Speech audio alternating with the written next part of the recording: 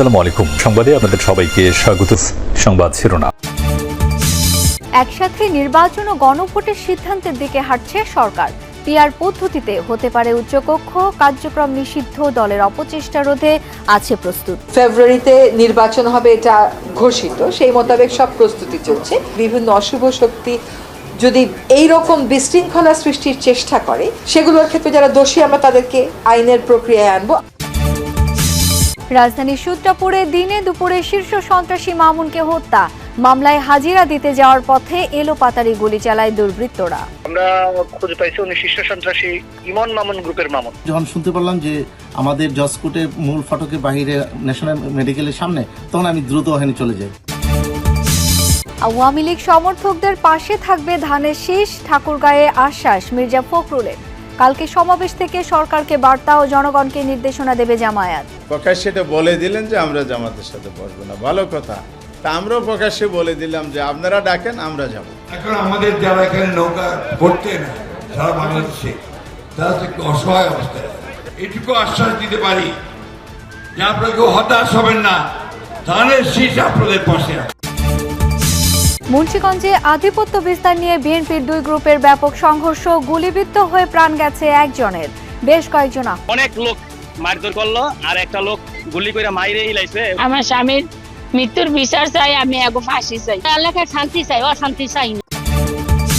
পূর্বের মতোই গাজীপুরে 5 আর বাগেরহাটে 4টি সংসদীয় আসন বহাল রাখল হাইকোর্ট। ইসির সিদ্ধান্ত অবৈধ ঘোষণা করে রায়।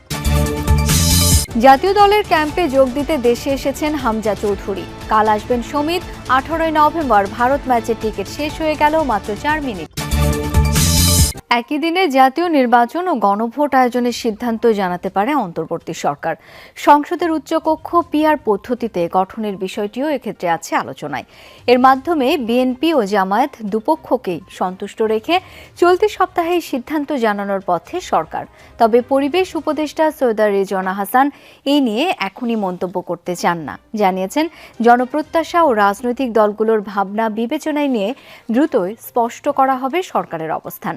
তিনি বলেন, নির্বাচন ও বিচার ঘিরে কার্যক্রম নিষিদ্ধ আওয়ামী লীগ নানাভাবে জল ঘোলা করার চেষ্টা করছে। অস্থিতিশীলতা সৃষ্টি করতে চাইলে ব্যবস্থা নেবে সরকার। জুলাই সনদ স্বাক্ষর হয়েছে গত 17 অক্টোবর, কিন্তু এর বাস্তবায়ন প্রক্রিয়া কি হবে এ নিয়ে সংকট কাটেনি। যদিও রাজনৈতিক দলগুলো সনদ বাস্তবায়নে সংবিধান আদেশ জারি ও গণভোটের পক্ষে একমত, তবে গণভোট নির্বাচনের আগে নাকি ভোটের দিন এ নিয়ে বিপরীতমুখী অবস্থানে প্রধান দুই দল বিএনপি ও জামায়াত। এ অবস্থায় গত 3 নভেম্বর সরকার দলগুলোকে ঐকমত্যে পৌঁছতে 7 দিনের সময় বেঁধে দিয়েছিল।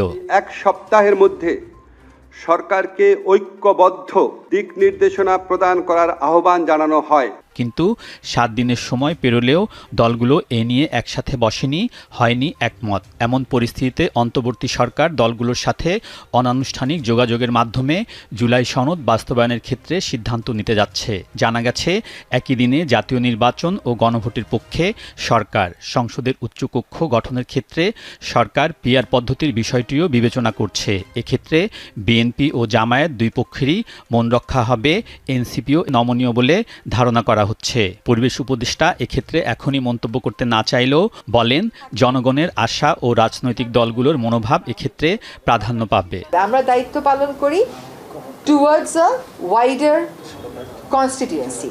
আমরা তো শুধু আপনার প্রতি আমাদের দায়িত্ব পালন করি না, বা ওনার প্রতি আমাদের দায়িত্ব পালন করি না, জনগণের প্রত্যাশাও তো আমাদের কাছে কিছু আছে। সেগুলো বিবেচনায় নিয়ে, রাজনৈতিক দলগুলোর ভাবনা বিবেচনায় নিয়ে সরকার যেটা ভালো মনে করে সরকার সেই সিদ্ধান্ত নেবে।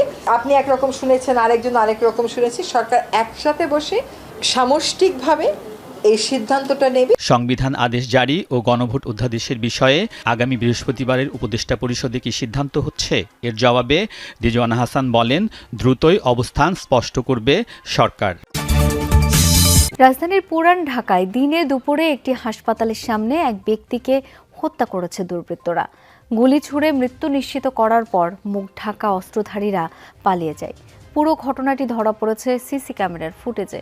পুলিশ জানিয়েছে নিহত ওই ব্যক্তি শীর্ষ সন্ত্রাসী মামুন। মামলার হাজিরা দিতে গিয়েছিলেন তিনি। সকাল 11টা ছুঁই পুরান ঢাকার ন্যাশনাল মেডিকেল হাসপাতালের সিসিটিভি ফুটেজে স্পষ্ট মামুন নামের এক ব্যক্তিকে ধাওয়া করে গুলি ছুটছে দুই ব্যক্তি। ঘটনাটি ঘটে 3 থেকে 4 সেকেন্ডের মধ্যে। ফুটেজের পরবর্তী অংশে দেখা যাচ্ছে কিলিং মিশন শেষে দ্রুতই পালিয়ে যাচ্ছে অস্ত্রধারী দুর্বৃত্তরা। এই ঘটনায় আতঙ্ক ছড়িয়ে পড়ে হাসপাতাল এলাকায়। পুলিশ ও প্রত্যক্ষদর্শীদের বক্তব্যে উঠে আসে সে সময়ের বিস্তারিত। পরিবার বলছে সকালে একটি মামলায় আদালতে হাজিরা দেওয়ার কথা ছিল মামুনের। শব্দ পেয়ে আমরা এখানে আসতে দেখলাম যে লোকটা পড়ে আছে। পড়ার পরে ওনাকে আমরা হসপিটালের কর্তৃপক্ষকে বললাম যে একটু ইমার্জেন্সি আপনি তারে হসপিটালাইজ করার ব্যবস্থা করেন। উনি এখানে আসছে ভাইয়া পড়ে হাজিরা দেওয়ার জন্য। তারেক সাইদ মামুনকে ফোন দেওয়ার চেষ্টা করে কয়েকবার কল দেয়, রিং বাজে কিন্তু কেউ রিসিভ করতেছে না। তখন যখন শুনতে পারলাম যে আমাদের জজকোর্টের মূল ফটকের বাইরে ন্যাশনাল মেডিকেলের সামনে, তখন আমি দ্রুত ওখানে চলে যাই। ধর্ম ব্যবহার করে একটি চক্র ভেদাভেদ তৈরি করছে, চেষ্টা করছে নির্বাচন বানচালের, এমন মন্তব্য করেছেন বিএনপি মহাসচিব মির্জা ফখরুল ইসলাম আলমগীর। ঠাকুরগাঁয়ে এক মতবিনিময় সভায় এই মন্তব্য করেন তিনি। বলেন, আওয়ামী লীগের মূল কাণ্ডারি ভারতে পালিয়ে যাওয়ায় অসহায় হয়ে পড়েছেন নৌকার সমর্থকরা। তাদের হতাশ না হওয়ার আহ্বান জানিয়ে মির্জা ফখরুল বলেন, ধানের শীষ আপনাদের পাশে আছে। ঠাকুরগাঁওয়ে নিজ নির্বাচনী এলাকায় সফরের দ্বিতীয় দিনে বড়দেশ্বরীতে স্থানীয়দের সাথে মতবিনিময় সভায় অংশ নেন বিএনপি মহাসচিব মির্জা ফখরুল ইসলাম আলমগীর। কথা বলেন সমসাময়িক রাজনৈতিক ইস্যুতে। মির্জা ফখরুল বলেন, আওয়ামী লীগের মূল কাণ্ডারি ভারতে পালিয়ে যাওয়ায় অসহায় হয়ে পড়েছেন নৌকার সমর্থকরা। তাদের উদ্দেশ্য করে তিনি বলেন, হতাশ হবেন না, আপনাদের পাশে আছে ধানের শীষ। বাংলাদেশে নেমে নেপাল ভারতকে হারানোর ব্যাপারে আশাবাদ জানালেন হামজা চৌধুরী। ফ্লাইট মিস করায় 5 ঘন্টা দেরিতে নামেন পোস্টার বয়। মঙ্গলবার দলের সঙ্গে করবেন প্রথম অনুশীলন। এদিকে টিকিট বিক্রিতে রেকর্ড গড়ল বাফুফে। 18 নভেম্বর বাংলাদেশ ভারত ম্যাচে সাধারণ গ্যালারির 18,000 টিকিট মাত্র 4 মিনিটে সোল্ড আউট। নেপাল ও ভারত ম্যাচকে সামনে রেখে অবশেষে আসলেন বাংলাদেশের পোস্টার বয়। সোমবার বিকেল 5:12 নামে তাকে বহনকারী বিমান। বেলা 12টায় আসার কথা থাকলেও ট্রাফিক জ্যামে পড়ে ফ্লাইট মিস করায় 5 ঘন্টা পর বাংলাদেশে আসলেন হামজা। এয়ারপোর্ট থেকে সোজা গন্তব্য টিম হোটেলে। মঙ্গলবার দলের সঙ্গে করবেন প্রথম অনুশীলন। বাংলাদেশের টিকিট বিক্রির ইতিহাসে রেকর্ড তো বটেই, এশিয়াতে এমন নজির আছে কিনা খুঁজতে হবে। 4 মিনিটেই ভারত ম্যাচের সাধারণ গ্যালারির 18,000 টিকিট সোল্ড আউট। প্রথম 4 মিনিটে কিন্তু টিকিট সব বুক হয়ে গেছিল। যারা লগ ইন করে ক্লিক করে যে 4টা টিকিট বা 2টা টিকিট করে ওটা দেখেছি, 4 মিনিটে কিন্তু সব টিকিট অলরেডি বুক হয়ে গেছিল। তারপরে আরও 10-15 মিনিট লেগেছে পেমেন্ট আসতে, অনেকগুলি ফেল হয়েছে।